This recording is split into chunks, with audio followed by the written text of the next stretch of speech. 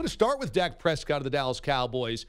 There are some that believe Dak has a future as a pocket passer. Others say, no, he's going to be a run-first guy for the rest of his career, square peg, round hole. What do you think his potential is as a passing quarterback in this league?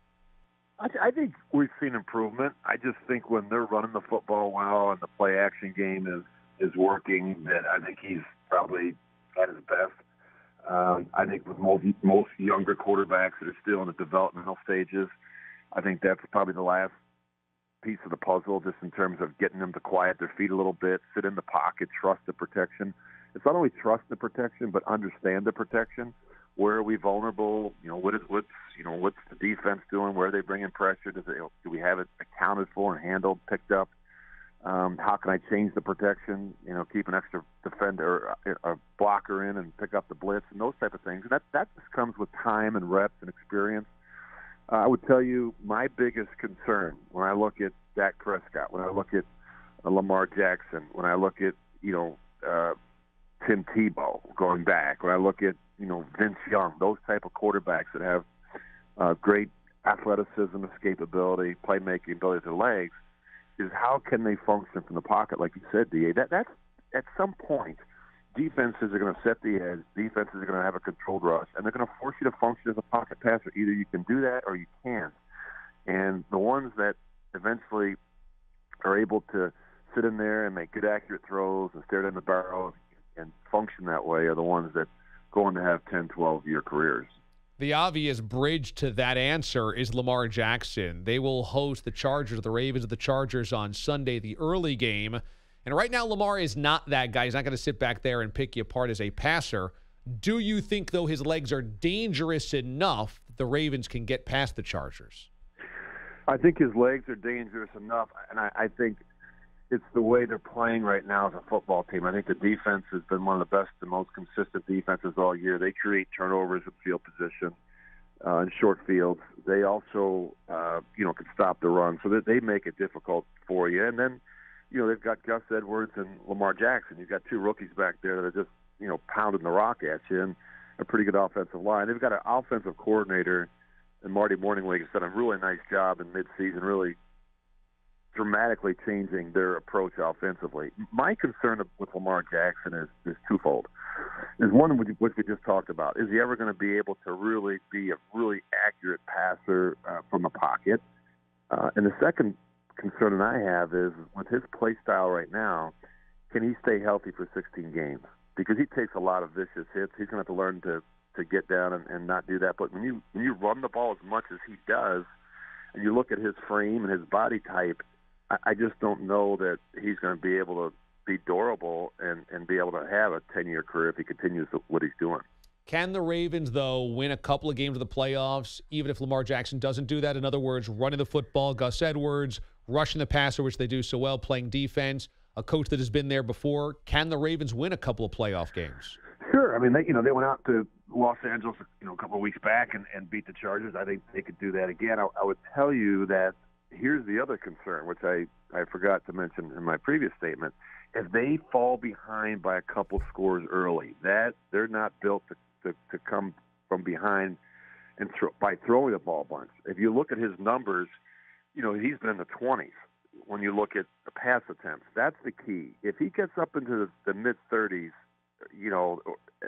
that's going to be, something tells you that they're out of sync, and that's not what they need, and that's not what they want. They want to control the tempo of the game. They want to dominate time of possession, and they want to minimize his pass attempts. Hypothetically, that Ravens team or that Chargers team could go to Kansas City in the divisional round. We're still a week away from that, but I want to go into the Chiefs with you because you spent some time with the Kansas City Chiefs, one of the great organizational failures ever is not holding on to you. Every Chiefs fan knows that was a mistake, that was a misstep, and instead you went on to build this amazing career with the Oakland Raiders. But when you were there was still this tough part about playing at Arrowhead Stadium in the playoffs where the Chiefs could not get over the hump. That was relatively early in this. A couple of years later now, we're still dealing with this. The Chiefs and Arrowhead, they do not mix in the playoffs. Do you think that's just a scenario-by-scenario, game-by-game basis that's been poor luck or bad execution by the Chiefs, or is there something that builds on this where players of the organization worry, oh, God, playoff game, Arrowhead, this oftentimes goes bad? No, I just think there's such turnover with the rosters nowadays. I think these players, a lot of them weren't even there when, they were losing home playoff games. And so I think that's part of it. I'll also say that in fairness to those other teams, none of them had, Patrick Mahomes under center. And so, he's a dynamic player. The team believes that they can win any game with him. If they fall behind, it's no big deal.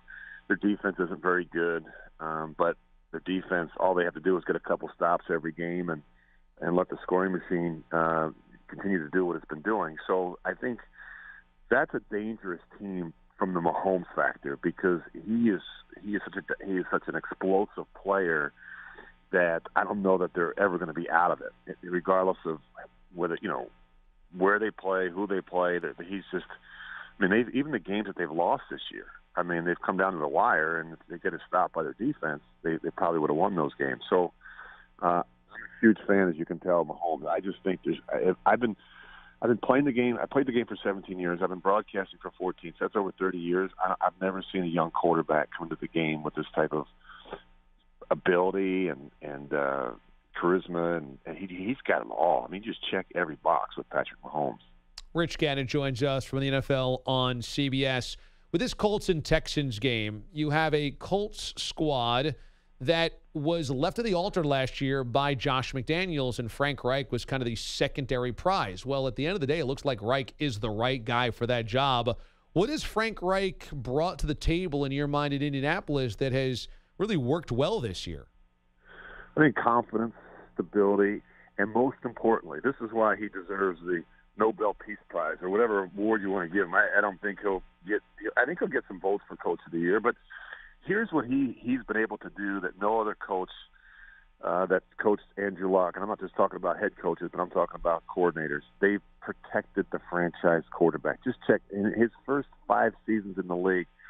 He was sacked. I can't remember the number. I had it on top of my head. I did the last Texans Colts game, but it was almost like 45 sacks a season, something crazy like that. So I think it was somewhere around 200 sacks.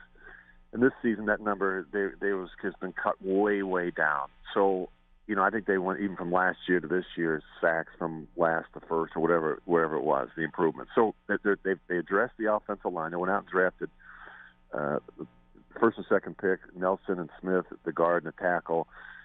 You look at what they've done, keeping an extra offensive lineman in, so they put 6 offensive linemen on the field. They put tight ends in there. They get 7, 8-man protections. They really give him a chance to set his feet and trust the protection. What they really have done is they've rehabilitated his confidence to sit in there in the pocket. He was abused. He had a lacerated kidney. He blew out his shoulder. He was out of football last year. He was questioning whether he even wanted to do it anymore. So I think the big thing was to be able to get his, it's like a guy who falls off the horse. You got to get him back on the horse as quickly as possible. And, it's like Top Gun. You remember, they put the plane down in the water and they said, get him up in the air as quick as you can. And that was the big thing with Frank Reich, trying to get the confidence of the quarterback back. And I think once they got that going through the first 5 or 6 weeks, that combined with the improvement from their defense, that Eberflus has done an incredible job. The second half of the season, the last 8 or 9 games of the season, the Colts actually have the number 1 scoring defense. It's been amazing to see this turnaround, and Andrew Luck looks so confident, as you say, and he's back to being an all-pro type caliber quarterback, which makes them really, really dangerous.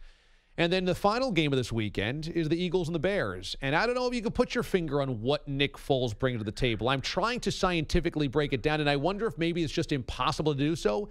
Is it possible maybe play calling is better because there's less of a reliance on Carson Wentz's arm? How do you figure Foles being so effective in this offense when he gets in there?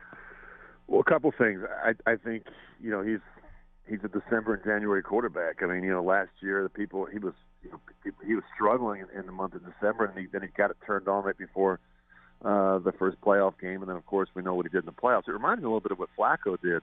When they won their Super Bowl, Flacco got hot in the postseason, and I think he threw 10 touchdowns and no picks. So Nick Foles, he has the respect, the confidence of his teammates. I think that's certainly a part of it. I think Doug Peterson has tailored a game plan around what he does well, what he's got a history of doing, as opposed to Carson Wentz. I think that the organization clearly understands that Carson Wentz is their quarterback and their franchise quarterback, but that they're fortunate that they've got a quarterback that just happens to be a Super Bowl MVP behind them. And they really believe, although they've had their struggles and issues during the regular season, that if they could just get back to the playoffs, that they could recapture some of that magic from a season ago. And certainly, I think the players around Nick Foles feel like he's not only capable, but that he's a guy that can flick the switch when it comes to January. Rich Gannon joining us this morning here on the DA Show, former NFL MVP. You've watched Rich Gannon all season long as an analyst for the NFL on CBS.